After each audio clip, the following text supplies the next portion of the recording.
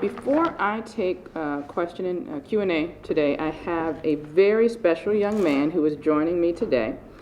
Baltimore City, we all know, has many gifted performers representing all areas of the arts. Philip Ellington is a performing artist who embodies the passion and spirit for his craft, and someone that I've come to admire. He has been selected to represent Team USA at the 2016 World Championship of Performing Arts, which will be held in Long Beach, California this July. I'm available if he needs a chaperone. Let me take that off. He is a fourth grade student at Gardenville Elementary School in Northeast Baltimore, where he serves as class president for leadership, and was recently honored as Student of the Month. Philip and I met last month when I hosted a master class with the Alvin Ailey American Dance Theater at the Model Performing Arts Center. He was one of 35 finalists selected to participate in the program, but his journey began way before that. As a participant of Twigs at the Baltimore School for the Arts and a performer of the A Dance Academy. Today, Philip is joined by his mother, Ms. Alvita Ellington, who is a leading influence in his life. She has cultivated, supported, and encouraged him to continue his focus with enthusiasm in the field of dance. He is a young role model, and I know his family will be proud that he's, when he gets a chance to represent the United States at the 2016 World Championship of Performing Arts. He is affectionately known as the Dancing Prince. Philip, I now invite you to begin your performance.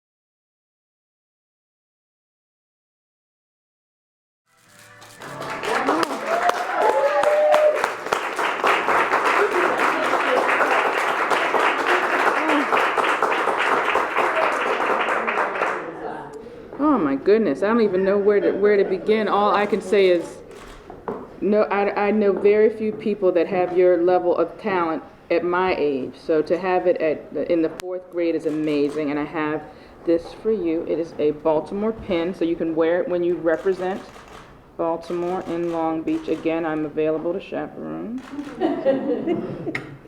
You can go. Thank you so very, very much. I want to, and on behalf of the City of Baltimore, again, I want to wish you a very safe trip to the World Championship. And I, for one, I know that you have a big fan club, but I certainly will be rooting for you. Let's give Philip another round of applause.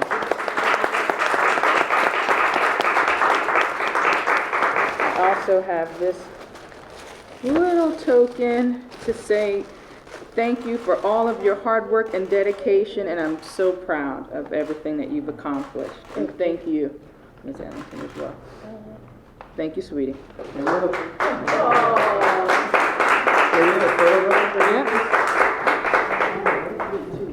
Beautiful, big smiles. Thank you very much. Thank you. Congratulations again. Do not feel compelled. I got plenty of stuff I could do, I'm sure. You have busy schedule. How were your recent trips? Which trips? Qatar and then you're just going to Cuba? Cuba is next week, a week from yesterday, I believe, right? Qatar was great. For someone who works very hard, I've worked very hard to spur development in the city. I was in Qatar and with amazement at the pace of their development. We're proud of the numbers of cranes that we have. It seems like they have that number of cranes in one block almost. And their dedication to educational excellence. They've brought many U.S. universities to Qatar. They have an education village that focuses on excellence in education from pre-K to PhD, all in one campus, which again was amazing. We got to spend time with the individuals that are directing investment in the United States, particularly around real estate development, as well as with the team that's putting on the World Cup. And the human rights issues that currently exist in Qatar weren't lost on me. And as president, I wanted to make sure that the delegation that I assembled to represent the United States with the U.S. Conference of Mayors had 2, I believe, gay mayors that went along with me, that we got to address some of the issues around prejudice and restrictions in the LGBTQ community. We got to address them head on with the mayors. So I was pleased to be able to do that. And how were those? How was that received from the Qataris?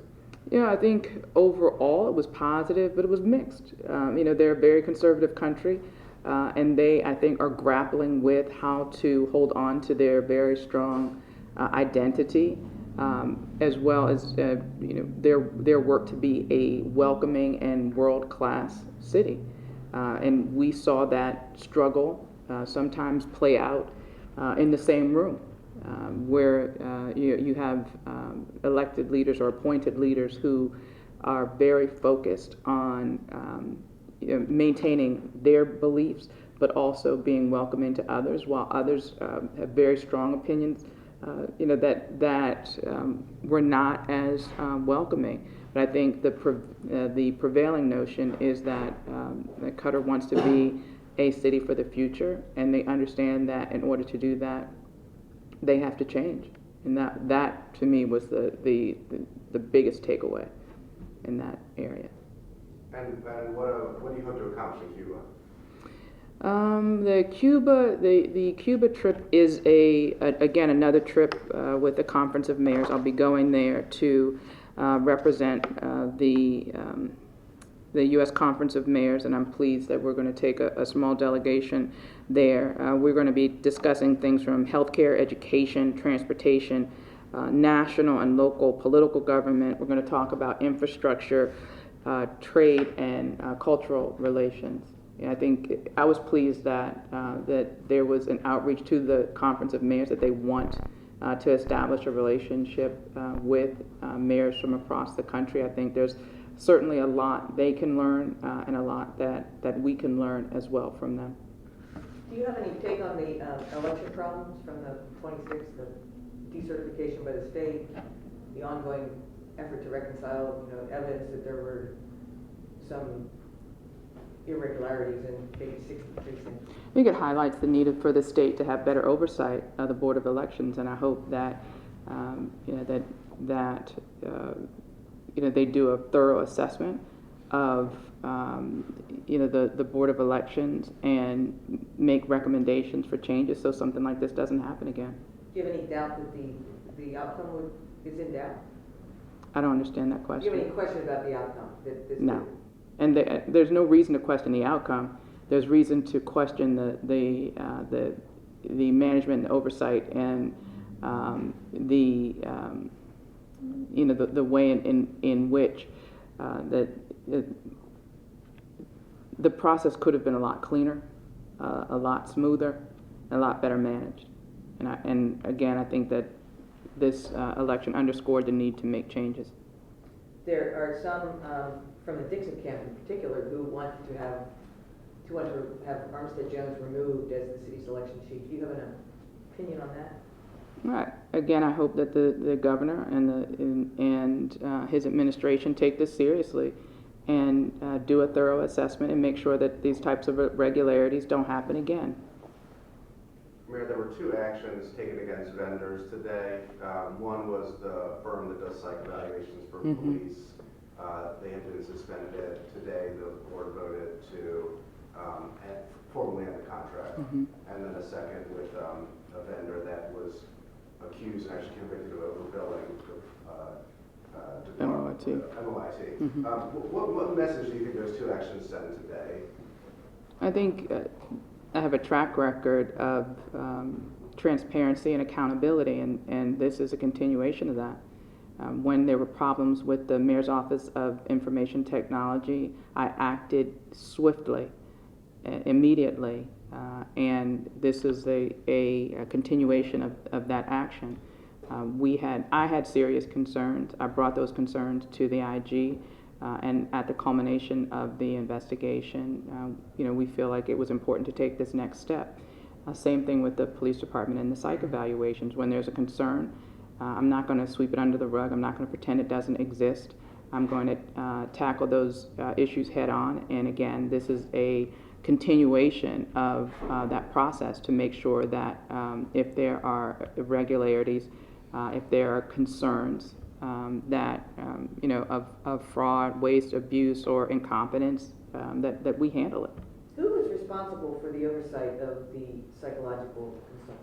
I can find out for you. Off the top of my head, I don't know. I mean, it's the police department, I would assume. Well, yeah. Because that's who is, yes. I thought that you might have thought that there was someone other than the police department for you to ask that question. So I'm not. So if you need question other. Is how could that go on for some time without it being up to snuff? Yeah, I can't answer that question. What I can say is when it's brought to my attention, I handled it. Have you decided what's next for you after December? Yes. Yeah, ask her what it is. What is it? I'm not done with you, right? I tried this already. Anything else? I mean, do you want to share any of what your thought process is about your next steps?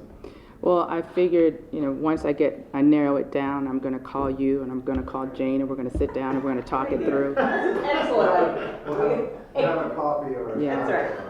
Cocktail. A little cocktail. Correct. Perfect. Thank you. I bet you were sitting on the edge of your seat. I was. I don't think she's going to say anything. Thanks, Mayor.